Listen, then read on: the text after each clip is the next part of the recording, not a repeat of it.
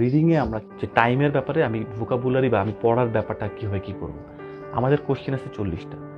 তো 40টা আমি ধরেন প্যাসেজ পড়া বাদ দিলাম, প্যাসেজের কথা বাদ দিই। 40টা যে কোশ্চেন আছে, 40টা কোশ্চেনে যদি আমার কাছে আমি ধরে নিই যে আমার 60 মিনিটস টাইম আমার রিডিংয়ের জন্য, আমার 40 কোশ্চেন অ্যান্সার করতে হবে। তাহলে আমি যদি মানে ওইভাবে করে দেখি, তাহলে এক একটা কোশ্চেনের জন্য সাধারণত 60 সেকেন্ডস আমাদের টাইম থাকে। 60 to 70 সেকেন্ডস ডিপেন্ড করে। কিছু কিছুতে একটু কম সময় লাগে, কিছু কিছুতে একটু বেশি সময় লাগে, এটা লাগবেই। তার মানে টাইমের ব্যাপারটা আমাদের অ্যালোকেশন শিখতে হবে, যে আমরা প্রতিটা যে কোয়েশ্চেন করব সেটা টাইমের ফ্রেমের বাইরে যাব না। কারণ কি, টাইমের ফ্রেমের বাইরে গেলে কি হবে আমি বলে দিচ্ছি।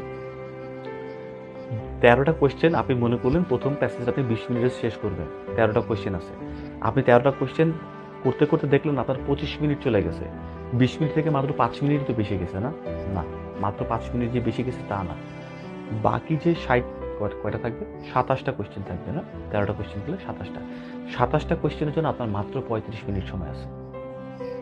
13টার জন্য 25, দেখেন প্রায় 13 দুগুণ 26, 2 মিনিট করে। আর এবার আছে কয়টা, মাত্র 27টার জন্য 35 মিনিট, 1 মিনিট থেকে একটু বেশি সেকেন্ড। এটাই কিন্তু প্রবলেম।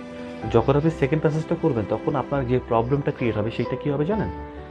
আপনি পারেন না সেটাও না, ট্রিক্স টিপস সেটাও না, বা মানে অন্য কিছু না, টাইমের প্রেশার।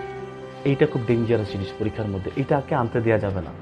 টাইমের প্রেশার যখন শুরু হয়ে যায় তখন কি হয়, হাত ঘামা শুরু করে, প্যানিকে হার্টবিট বাড়া শুরু হবে।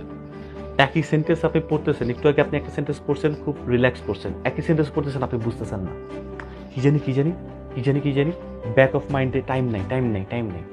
এই 5-6টা জিনিস মিলে আপনাকে একদম শেষ, এইটা করতে দেওয়া যাবে না। সো টাইমের প্রথমটাতে 25 মিনিট চলে গেলে সমস্যা আছে, এটা করা যাবে না। এই জন্য আমাদেরকে টাইম ফ্রেমের মধ্যে থাকতে হবে। যদি একটা দুইটা ছুটেও যায়, ছুটে যাক।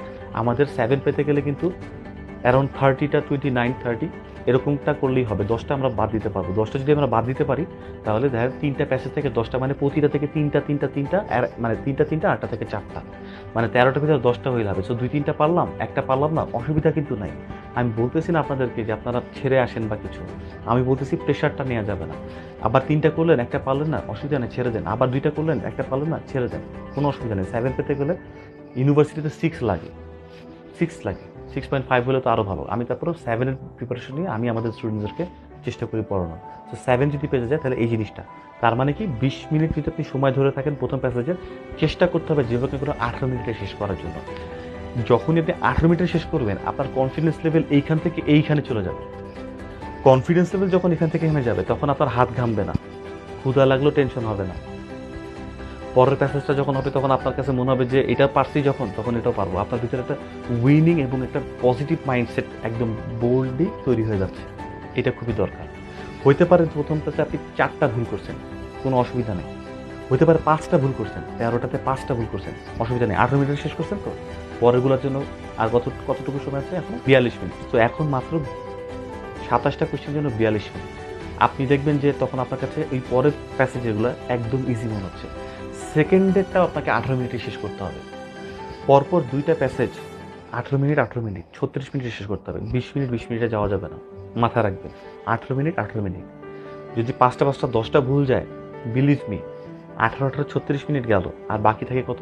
বাকি যে 25 মিনিটের মতো আছে বা 26-24 মিনিটের মতো আছে, মাত্র 13টা বা 14টা কোয়েশ্চেন আপনি একদম পানির মতো দেখবেন যে 14টাই হয়ে গেছে। এরকম অনেক ধরনের এক্সাম্পলস আছে যে শেষের 14টা একদম পুরোপুরি 14টাই হয়েছে, কারণ আপনি প্রথম দিক থেকে এবং মাইন্ডসেটের জন্য আপনি পুরো রিল্যাক্সড এবং আপনি এটা পারেন।